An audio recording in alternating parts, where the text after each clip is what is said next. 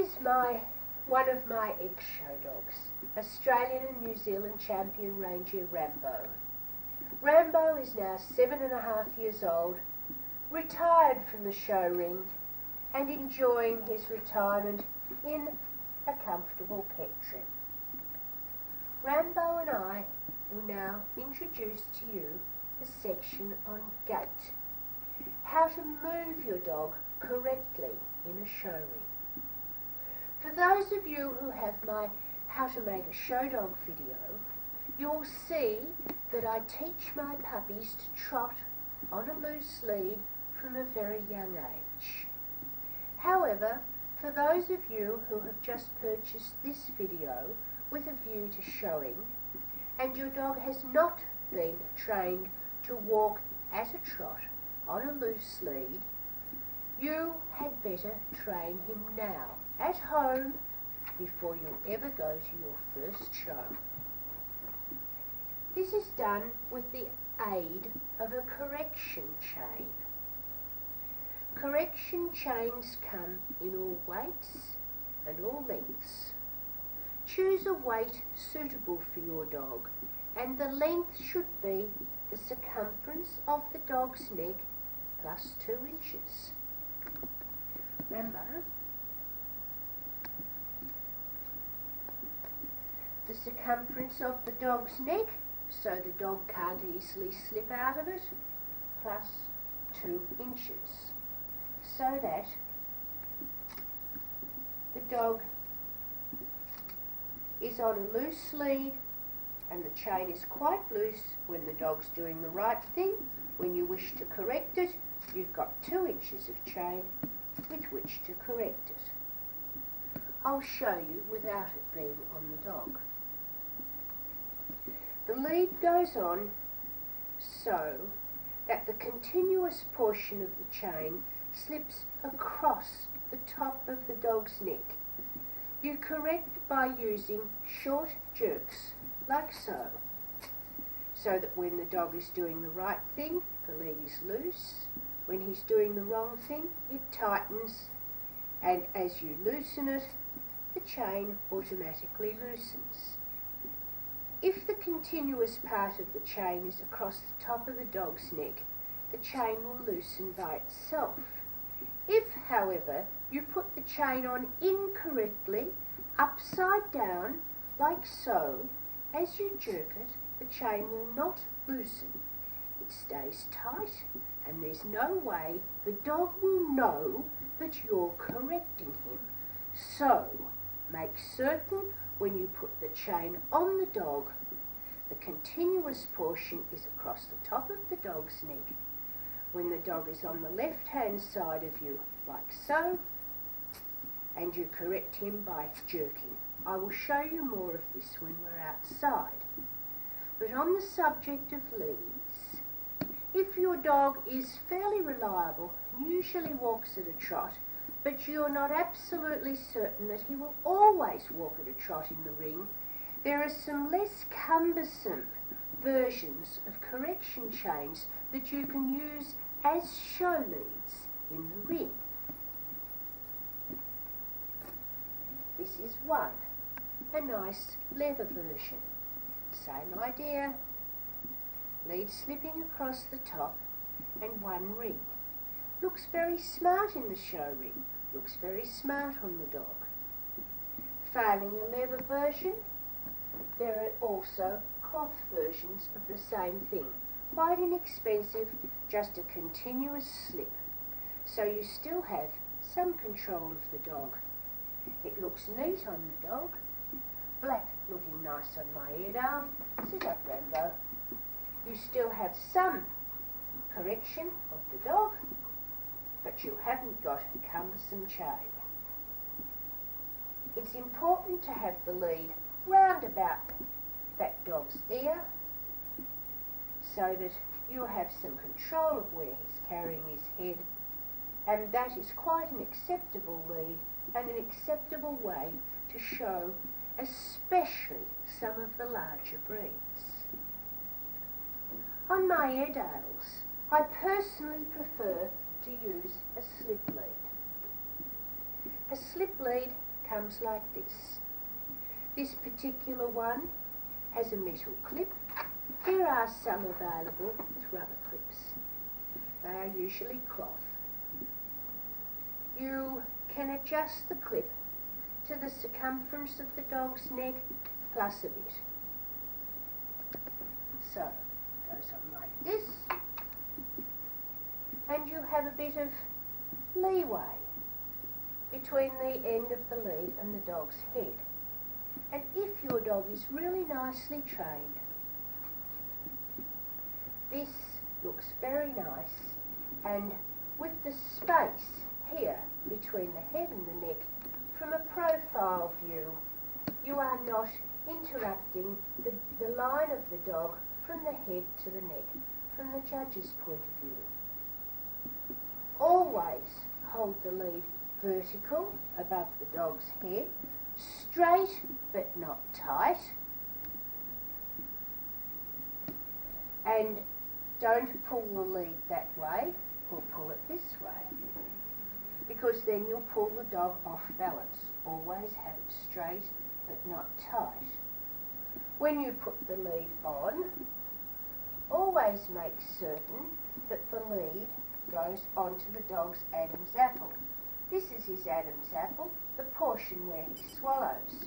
You hold the lead up, pull it from the back, and there it is on his Adam's apple, in behind the ears and straight upwards.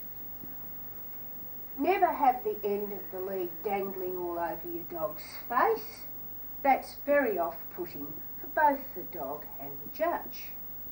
Always scrunch up any excess lead in your hand so that the whole thing looks neat.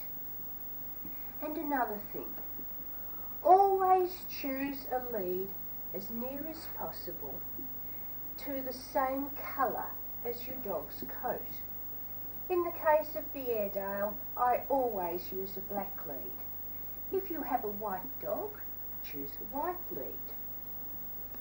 If you use a lead of a contrasting colour, as this one is, you'll see that you break the line from the neck to the head of the dog.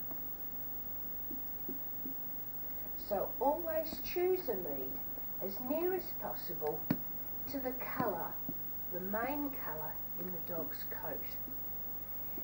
If you have a dog that is 3/4 trained, you have a compromise lead which is halfway between a correction chain and a slip lead. This is the martingale. The martingale has 2 rings, and it is called a martingale because the type of bridle of a horse with 2 rings, which stops a horse from throwing its head around, is called a martingale. So this lead is commonly called a martingale. The circumference of it should be the circumference of the dog's neck, so that when it comes down you have some choke there. But on the other hand, it is like the slip variety in that you can adjust the width across here with the clip.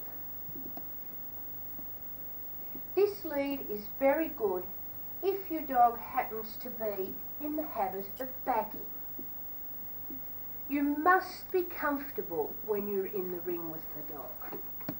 You cannot afford to be in there thinking that your dog might back away from you. This lead, once again, you place it on the dog's Adam's apple, you pull it up behind the ears, you adjust the clip, and because you've got the piece over the back there, you have perfect control of your dog and of the dog's head. Once again, always make sure this is vertical.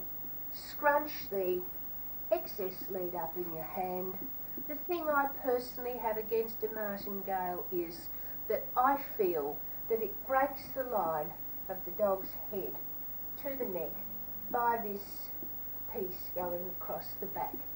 But you must feel comfortable with the lead that you have, And if you're comfortable using a martingale, it is a very good compromise between a chain type lead and the slip lead, which you will see me using. Champion Ranger Ragamuffin and I will demonstrate the 4 most commonly recognised dog gaits. These are, firstly, the trot. This is generally accepted as the correct gait for the showring. Next, we have the walk. It is usual to adjust your own speed so the dog trots.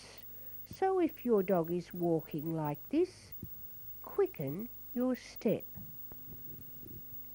Next, we have a pace, an incorrect gait for the majority of breeds in the showring. And lastly, we have the canter, which you will all be familiar with. Now, let's look at the correct gait for the showring, the trot. In slow motion, let's analyse these gaits.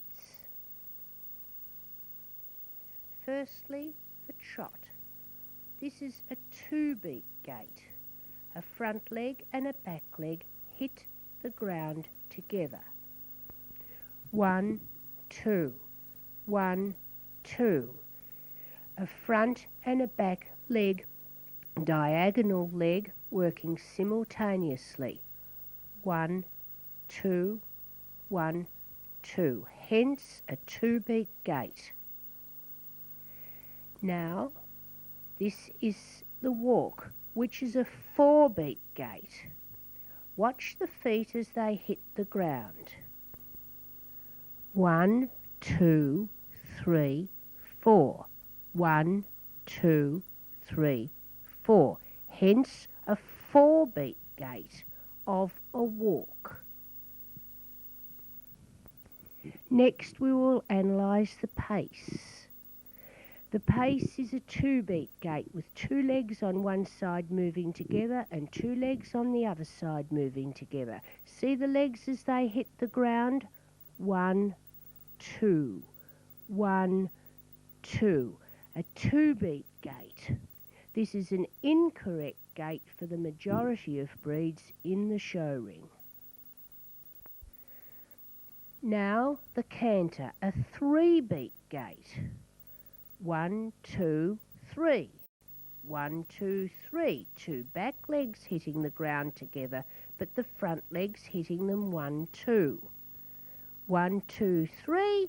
1, 2, 3. Also an incorrect gait for the showring.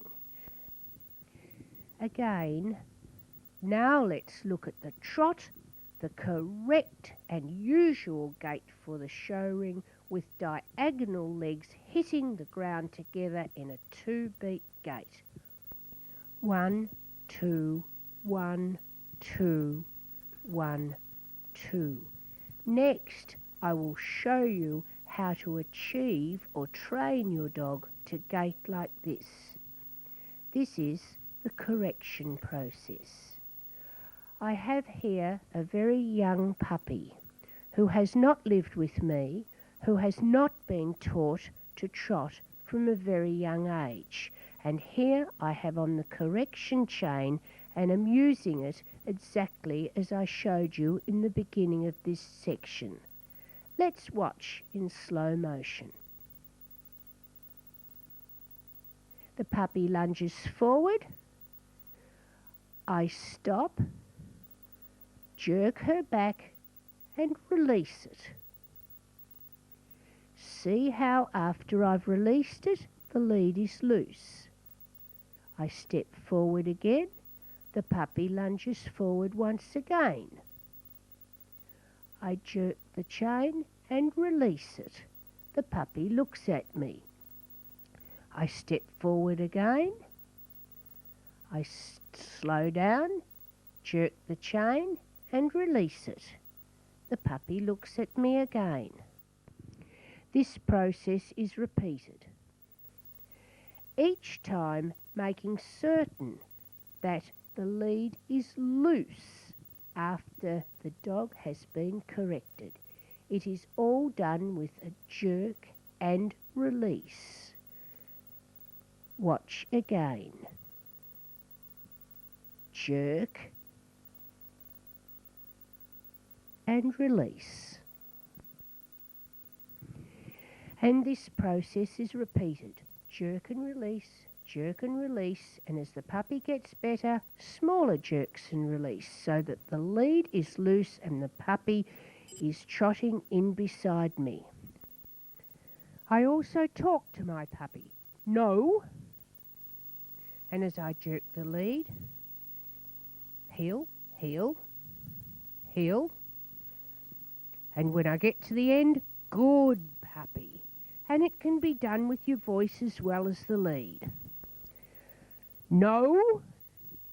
Good puppy. Good puppy. That's it. Good puppy. Good puppy. And after a considerable time, I can quicken my step and the puppy is going beautifully in a trot as is required for the showring. With my older dogs, all they need is just a quick jerk on the lead. There. And from a canter into a trot. In slow motion, there she is in a canter. The 3-beat gait, there goes my hand up, and she goes into a show trot as required in a show ring, steadied by the lead straight but not tight. From the pace, you must also correct the dog into a trot. There's the pace, there's the trot. Let's watch that in slow motion. There's the pace, remember, 2 legs on one side moving together, 2 legs on the other side moving together. To correct the dog, you'll see me do the following. I turn around to face the dog slightly, swift jerk up, and there she is in the diagonal trot as required in the show ring. So once again, here we have Ragamuffin and I with my pace adjusted to keep Ragamuffin at a perfect trot, the gait required for her in the show ring. I will now show you the most commonly used gaiting patterns. The first gaiting pattern is up and back. You move down, away from the judge, the camera being a judge, in as straight a line as possible. To tell your dog you're turning around, move in a straight line, straight back to the judge. And let your dog stand. Let's watch this again from eye level. It never ceases to amaze me how many people cannot move in straight lines. This is one example. Moving away all right, but instead of turning around at the top, they do some sort of a funny arc up the top, and instead of coming straight back to the judge, they wander off in all sorts of funny angles, so it makes it almost impossible for the judge to assess the dog's front action. And this is another common mistake. They move away all right. See, that line is pretty straight. But instead of turning the dog around and coming straight back, they don't look to see where the judge is, but they wander off across the ring and set the dog up so the judge has got to walk right across to see the dog set up. If the judge has got a lot of dogs to judge in a day, this can be very annoying. The correct way to do up and back from eye level, tell the dog you're moving off. You move the dog straight down in as straight a line as possible. You tell the dog you're turning around and you bring the dog straight back to the judge, and as quickly as possible you get the dog into a show pose from the end of the lead. The next most commonly used gaiting pattern is a triangle. that is, away from the judge, instead of coming straight back, across, and then back to the judge. See the triangle? The camera being the judge once again. From eye level, here I am walking between the dog and the judge, a cardinal sin. Now, I didn't tell the dog I was moving off. I'm dragging her. See how unhappy she looks? And I come back to the judge, do an arc, not a triangle, and set the dog up in some funny angle so that all the judge can see is my backside, not the dog. Never get between the dog and the judge.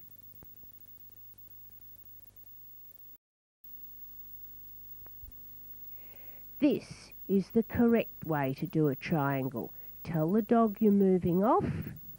You go straight away.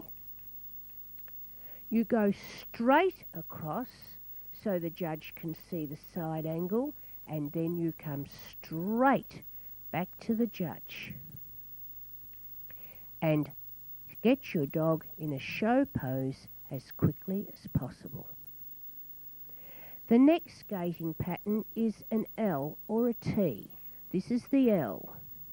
Up, across, but this time, keeping the dog between yourself and the judge, you turn it around and bring the dog back on the off side in the other hand, so that if your dog is marked differently on one side from the other, the judge can assess the markings of the dog on the off side.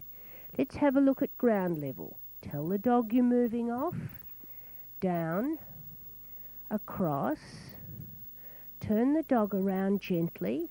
Now the judge can see the markings on the off side, and bring the dog back to the judge on in the other hand, and set the dog up as quickly as possible. This is used in handlers' classes, or particularly in breeds which are pied or parti-coloured, different markings on one side and the other.